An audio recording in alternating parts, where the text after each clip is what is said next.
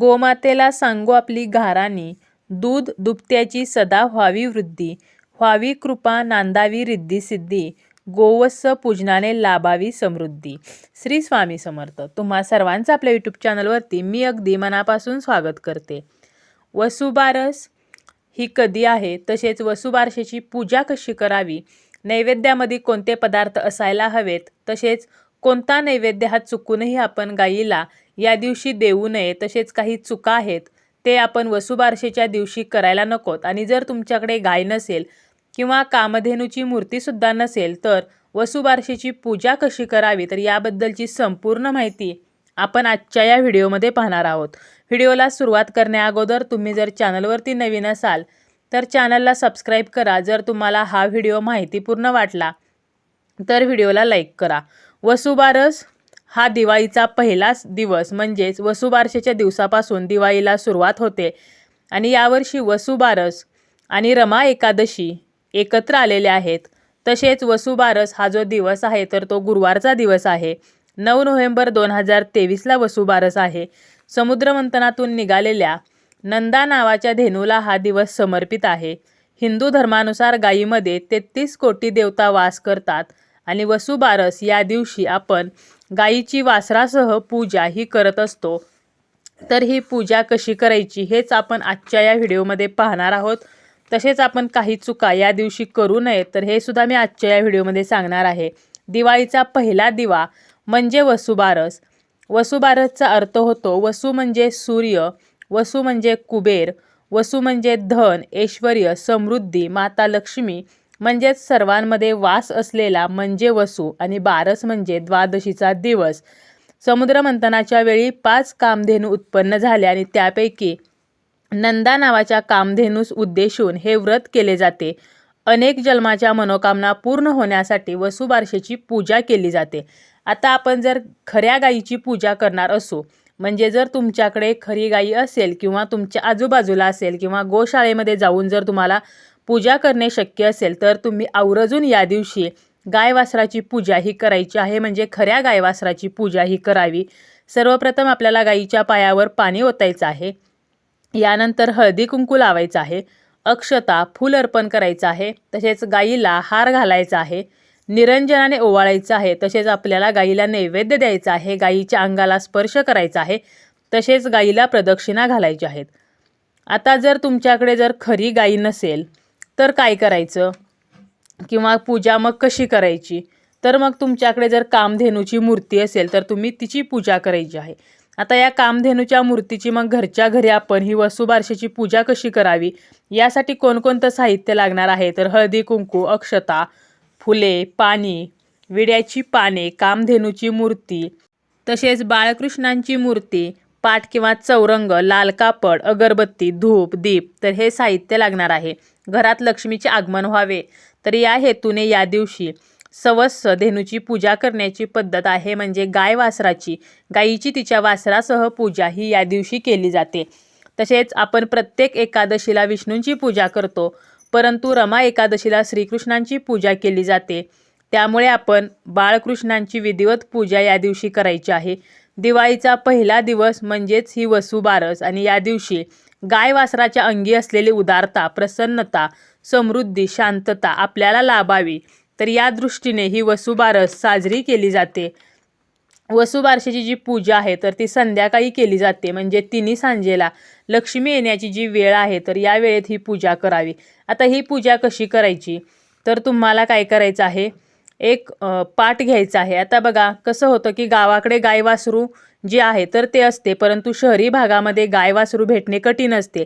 त्यामुळे तुम्हाला कामधेनू मूर्तीची पूजा करायची आहे. आणि कामधेनूची मूर्ती नसेल तर मग पूजा कशी करायची हेही मी व्हिडिओमध्ये पुन्हा पुढे सांगणार आहे. तर तुम्ही ही पूजा खऱ्या गाय वासराची करा किंवा गोशाळेत जाऊन करा किंवा तुम्हाला घरीच पाटावरती सुद्धा ही पूजा मांडून ही पूजा करता येते.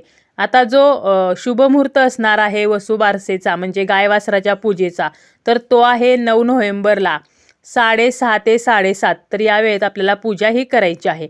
एक पाट घ्या, त्यावरती लाल कापड अंतरायचं आहे. प्रथम आपल्याला एका बाजूला दिवा लावून घ्यायचा आहे.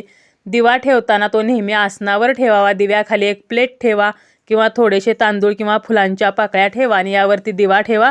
आणि आपल्याला हा दिवा प्रज्वलित करून घ्यायचा आहे. त्याला हळदी कुंकू अक्षता फूल अर्पण करायचं आहे. यानंतर 2 ठिकाणी आपल्याला 2-2 विड्यांची पाने ठेवून त्यावरती थोड्या अक्षता ह्या ठेवायच्या आहेत आणि यावरती आपल्याला गणपती बाप्पा आणि श्रीकृष्णांची स्थापना करायची आहे. बाप्पांना आणि बाळकृष्णांना आपल्याला विधिवत अभिषेक करायचा आहे. म्हणजे बाप्पांना थोडेसे तांदूळ ठेवून एका तामणामध्ये ठेवा. यानंतर स्वच्छ पाण्याने आपल्याला अभिषेक करायचा आहे. यानंतर पंचामृताने अभिषेक करायचा आहे आणि पुन्हा स्वच्छ पाण्याने अभिषेक करायचा आहे. ही मूर्ती स्वच्छ कपड्याने कोरडी करून तिच्या जाग्यावरती म्हणजे विड्याच्या पानावर थोडेसे तांदूळ ठेवून त्यावरती ठेवायचे आहे आणि याप्रमाणेच आपल्याला बाळकृष्णांना सुद्धा विधिवत अभिषेक करायचा आहे. लक्षात घ्या की यामध्ये तुम्ही जे पंचामृत घेणार असाल तर यामध्ये दही दूध जे वापरणार आहोत तर यामध्ये गाईचे दही आणि दूध हे नसावे, कारण वसुबारसेच्या दिवशी गाईचे दूध आणि दही तर याचा वापर करू नये असे सांगितले आहे. आणि आपण गणपती बाप्पांना जेव्हा अभिषेक करतो तेव्हा आपल्याला म्हणायचं आहे की वक्रतुंड महाकाय सूर्यकोटी समप्रभ निर्विघ्नं कुरु मे देवम सर्व कार्येषु सर्वदा. तर असं म्हणत आपल्याला जलाभिषेक आणि पंचामृत अभिषेक हा बाप्पांना करायचा आहे. आता आपण बाप्पांना आणि बाळकृष्णांना त्यांच्या जागी स्थापन केल्यानंतर आपल्याला बाप्पांना हळदी कुंकू अक्षता फूल अर्पण करायचं आहे. जास्वंदीचे फूल असेल तर अतिशय उत्तम. बाप्पांना आपल्याला दुर्वा अर्पण करायचे आहेत. तसेच आपल्याला श्रीकृष्णांना सुद्धा गंध अक्षता फुले आणि तुळशीची पानेही अर्पण करायची आहेत. आणि ही तुळशीची जी पाने आहेत तर ती आपल्याला आदल्या दिवशी तोडून ठेवायची आहेत, कारण वसुबारसेच्या दिवशी रमा एकादशी आहे आणि एकादशीच्या दिवशी आपण तुळशीपत्र तोडत नाही, त्यामुळे आदल्या दिवशीच ती तोडून ठेवायची आहेत. आता यानंतर आपल्याला कामधेनूची जी मूर्ती आहे तर तिला सुद्धा अभिषेक करायचा आहे. एका तामणामध्ये कामधेनूची मूर्ती ठेवा. यानंतर प्रथम पायावरती आणि नंतर सर्व अंगावर आपल्याला स्नान घालायचे आहे.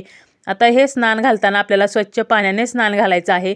जेव्हा आपण कामधेनूच्या मूर्तीला अभिषेक घालणार आहोत तर त्यावेळेला पंचामृताचा वापर मात्र आपण चुकूनही करू नये. त्याऐवजी तुम्ही हळदीच्या पाण्याचा वापर करू शकता. आणि यानंतर ही मूर्ती तुम्ही स्वच्छ कोरडी करून घ्यायची आहे. त्यानंतर 2 विड्याची पाने मांडा, त्यावरती थोडेसे तांदूळ ठेवून त्यावरती ही मूर्ती ठेवायची आहे. यानंतर या मूर्तीला आपल्याला हळदी कुंकू अक्षता फुले अर्पण करायची आहेत. तसेच त्यानंतर आपल्याला अशा प्रकारे ही पूजा मांडून झाल्यानंतर या दिवशी बघा बऱ्याच स्त्रिया या उपवास करत असतात. गाईचे शेण आणि गोमूत्र जे आहे तर ते अलक्ष्मी म्हणजे दरिद्रता सुद्धा नष्ट, आपल्या घरामध्ये लक्ष्मीचा वास हा सदैव राहावा, तर यासाठी ही वसुबारसेची आपण पूजा ही करत असतो. अशा प्रकारे ही पूजा मांडायची आहे. आणि त्यानंतर आपल्याला नैवेद्य दाखवायचा आहे. तसे धूप दीपाने ओवाळायचं आहे. तर अशी साधी आणि सोपी वसुबारसेची पूजा आहे.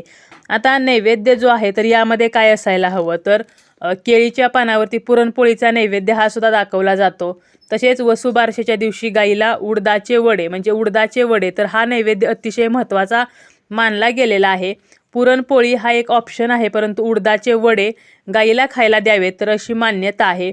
परंतु उडदाचे वडे जर करणे शक्य नसेल तर तुम्ही पुरणपोळीचा नैवेद्य हा गाईसाठी बनवू शकता. तसेच काही भागांमध्ये बाजरीची भाकरी आणि तूप गूळ असा सुद्धा नैवेद्य असतो. आता यापैकीही तुम्हाला शक्य नसेल तर तुम्ही खडीसाखरेचा नैवेद्य दाखवू शकता. आता आपण जे बाजरीची भाकरी गूळ आणि तूप हा नैवेद्य पाहिला तर यामध्ये गाईचे तूप नसावे. कोणता नैवेद्य हा आपल्याला वसुबारसेच्या दिवशी चुकूनही दाखवायचा नाही, तर गाईच्या दुधापासून किंवा गाईच्या तुपापासून जर आपण काही पदार्थ बनवलेले असतील किंवा काही मिठाई बनलेली असेल तर हा नैवेद्य मात्र आपल्याला चुकूनही दाखवायचा नाही, कारण या दिवशी नैवेद्यामध्ये गाईचे दूध किंवा दही किंवा तूप हे वापरणे वर्ज्य केलेले आहे.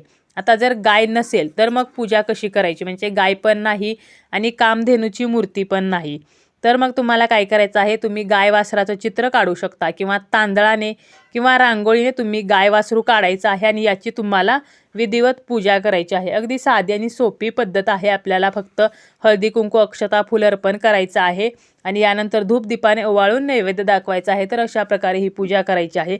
बऱ्याच महिला ह्या आपल्या मुलांच्या आरोग्यासाठी आणि सुखसमृद्धीसाठी ही पूजा करतात. तसेच एकभुक्त राहून उपवास करतात, व्रत करतात.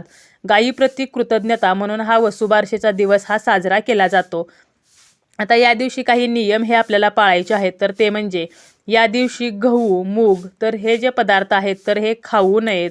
तसेच उपवास सोडताना बाजरीची भाकरी व गवारीच्या शेंगाची भाजी खाऊनच तो उपवास सोडावा. या दिवशी दुधाचे पदार्थ तसेच तळलेले पदार्थ तर हे वर्ज्य करावेत, ते पदार्थ खाऊ नयेत.